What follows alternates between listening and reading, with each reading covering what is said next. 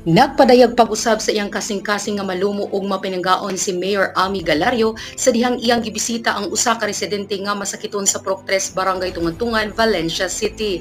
Ang maong bisita usa ka pamatuod sa tinuuray nga serbisyo publiko nga nag-una sa katawhan ug sa ilang panginahanglanon. Sa iyang pagbisita, personal nga gipangumusta ni Mayor Galario ang kahimtang sa pasyente ug gihatagan kini og mga ayuda ug cash assistance aron makatabang sa pag-atiman sa iyang kahimsog. Kini nga kalihukan nagpakita sa padayon nga pagpaningkamot sa lokal nga pangagamhanan ubos sa liderato ni Mayor Ami Galario kauban ang suporta sa 10th Sangguniang Panlungsod sa pagpangulo ni Vice Mayor Grizel Galario Fernandez nga matabangan ug matagad ang mga kabarangayan labi na ang mga lumulupyo nga adunay panglawas nga suliran.